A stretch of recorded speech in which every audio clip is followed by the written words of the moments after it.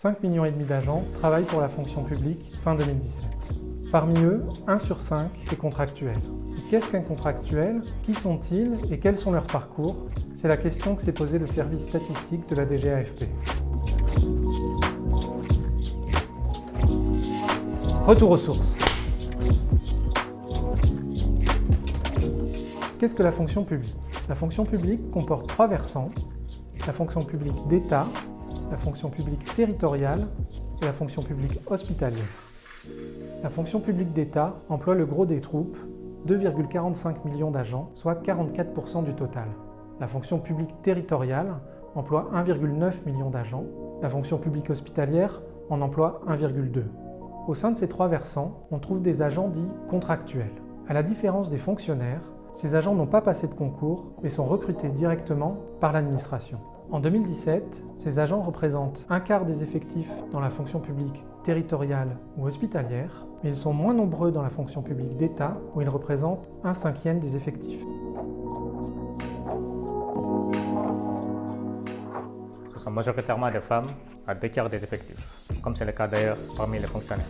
En revanche, les contractuels sont plus jeunes que les fonctionnaires, 37 ans en moyenne contre 46. D'une manière générale, la proportion de contractuels diminue quand le niveau hiérarchique augmente.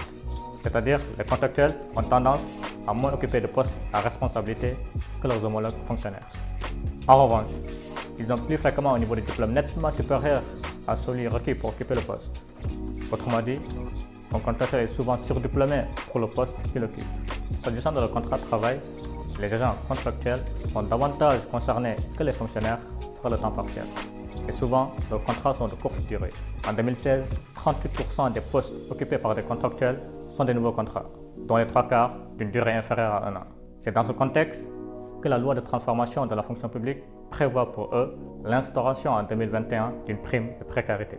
Ce taux de renouvellement élevé conduit à s'interroger sur la précarité de ces agents. 6 ans après leur entrée dans la fonction publique, les contractuels sont 60% à y exercer encore, la moitié en tant que fonctionnaires, le plus souvent dans le même niveau d'emploi.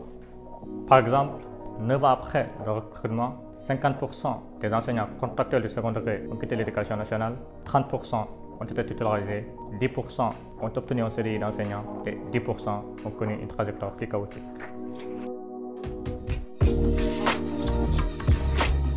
En moyenne, les contractuels gagnent 38% de moins que les fonctionnaires et 34% de moins que les salariés du privé.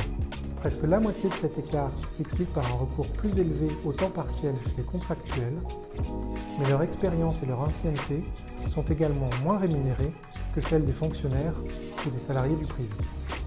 Si on prend en compte l'âge, le niveau de diplôme, la catégorie socio-professionnelle du poste occupé et d'autres caractéristiques, on peut estimer que 70% des contractuels gagneraient plus s'ils avaient intégré la fonction publique via un concours de fonctionnaires.